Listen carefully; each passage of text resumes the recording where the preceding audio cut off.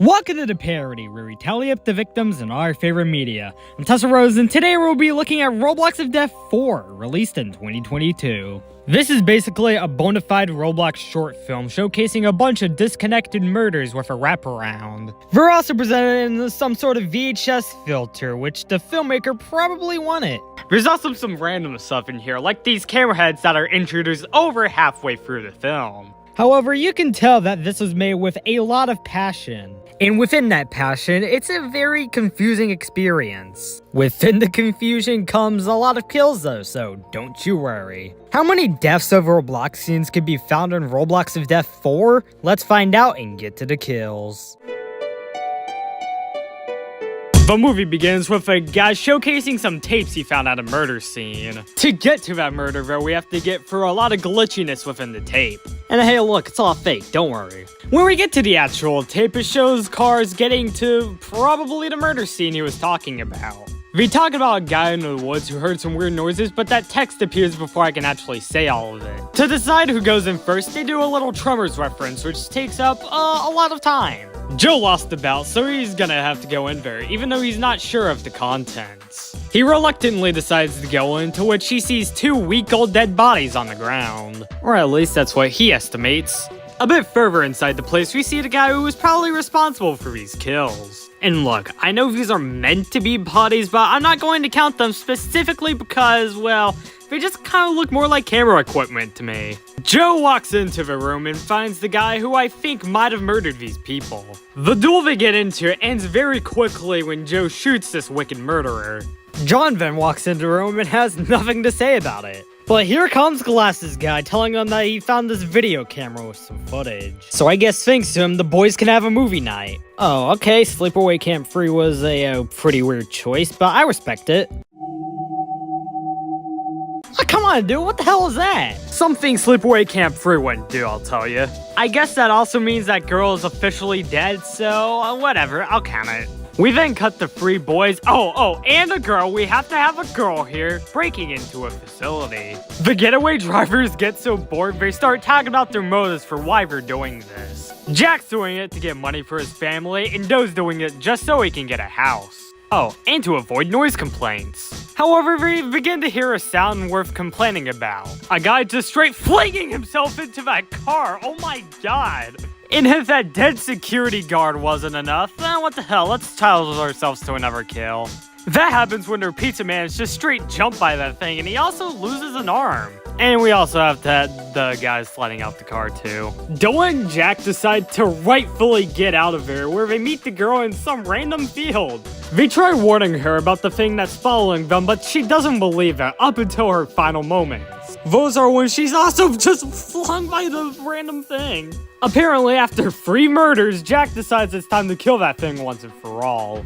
He sends some gunshots, which very obviously miss his target. Whatever, though, he thinks he's killing it, and that should be an interesting story to tell his kids. Well, Jake, studying the graphics around you on the screen right now, you're gonna have to tell them that they're orphaned. Well, though, looks like you're the only one of the group left, so you're gonna have to drive out of there. He makes it back to the facility where he finds 2 more bodies right next to what's very obviously a phone. Doe takes a quick gander at the video showcasing what happened to those 2 week-old bodies in the beginning.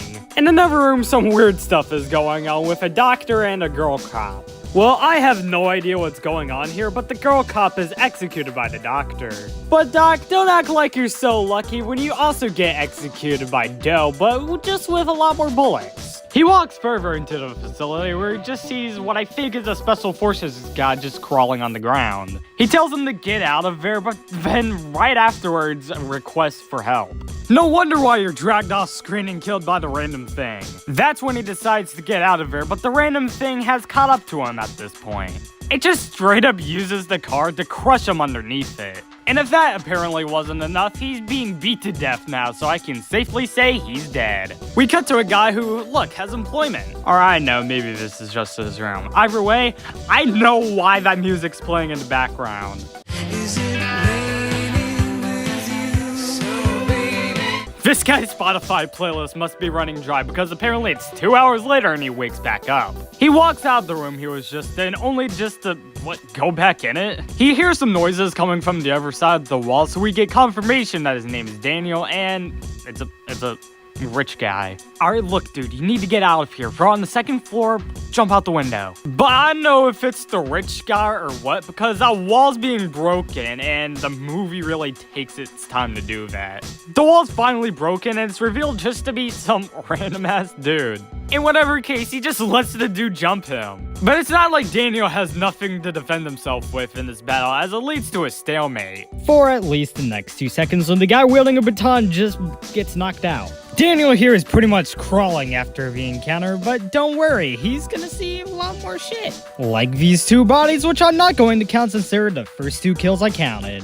That part of the set right there is a great indicator. He crawls on top of a B block to see whatever is going on here. It's the decapitation of someone I perceive may be a woman, so, you know, it's a decapitation, I gotta count it. The guy who murdered her finds a camera on the ground, just inserts it on her decapitated body's head. What just happened? That's what I'm asking too, Daniel. He goes to another hallway where I can see another body just laying down there. He meets the rich guy on the other side of the wall whose name is Vin. He has a trap set up for those camera heads, which is apparently just a light machine gun. Danny only took the job he has because he and his wife lost their previous home due to a storm, so now they basically live in a box. Vin goes to another part of this honestly huge complex and finds someone there. Should have installed more traps because it's another camera head. Vince killed off screen by the camera head, which is confirmed by Daniel when he basically just says, well, he's dead. Daniel goes away to the trap and into another room with the exact same B block along with a dead body. He spots what looks like a sniper on the ground and leaves the room before the camera heads can get him.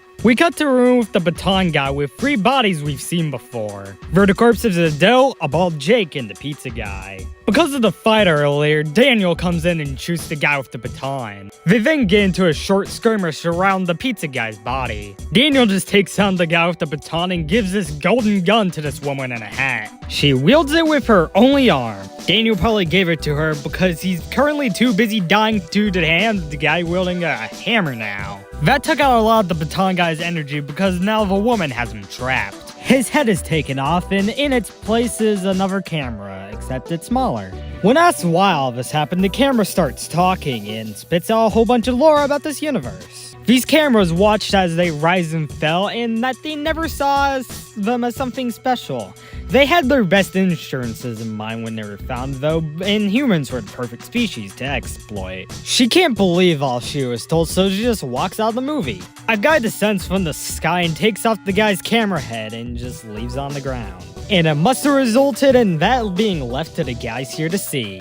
These guys really just went off on an 18-minute side quest. They decide to investigate a bit more, and this yellow-bearded guy decides to go investigate by himself. That leads him to fall victim to an early-era assault trap, just without superfluous editing. The other cops arrive, confirm the yellow-bearded guy is dead, and turn on the power when they find it. When Glasses guy turns it on, we can see the full extent of the LMG trap and its, other victim. A random cop just gets in front of the camera and, oh, come on! Looks like I'll have to overanalyze the extent of this crime scene. First of all, that girl we saw just a few minutes ago isn't here. Her clothes don't match up. That security guard from earlier definitely isn't here too, because those torsos also don't match up. Doc from earlier also isn't here because the closest to him in this scene is not wearing the exact same clothing. Also, that body down there at the very bottom is not that the pizza guy.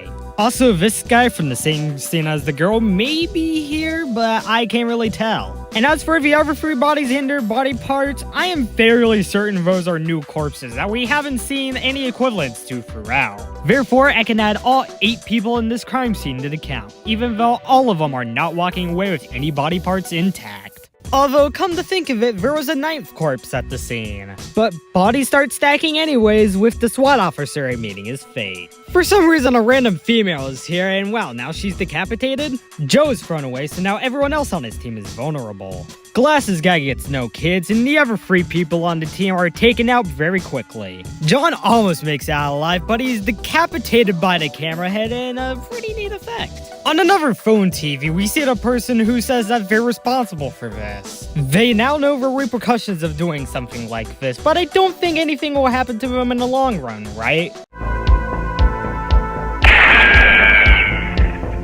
Oh shit, that suicide was actually really disturbing and a powerful moment in the film. Joe rightfully discerns that he needs a lot of evidence. How about you enter a room with 6 bodies scattered about in various locations and angles? He meets a SWAT dude here, but it's not like he's gonna be relevant anyways. At least not with the propeller that mangles his face. Good God. They make sure to linger on that carnage. Joe steals some stuff for the government to see and leaves the building. He fiddles around with it and puts in the passenger seat in the front before he realizes that his fate is inevitable. He's impaled through the stomach with some sort of yellow rod against the car. He eventually falls down dead before confirming creepypastas are real. Another completely random guy stumbles upon the scene and looks at the evidence stored within the vehicle. He takes it all and is followed home by a camera head.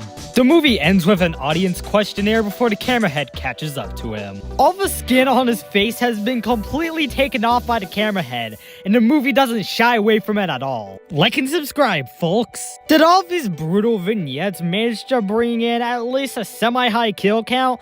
Let's find out and get to the numbers. I counted 47 kills in Roblox of Death 4, with the victims consisting of 39 males and 8 females, giving us this pie chart which is not exactly soaked in the blood of the later kills of the movie.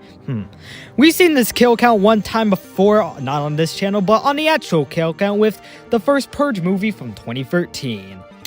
With a run time of 28 minutes, that left us with a kill on average every 35.74 seconds. I'll give Amethyst Flamethrower to the video presenter. He fucked around and paid the price for it. I'll give Broken Pistol to that person in the hallway because they weren't decorated at all. And that's it. Roblox of Death 4 was released in 2022 and so far has at least 4 more sequels I have to cover. Oh boy, look at that. We got another franchise I can cover.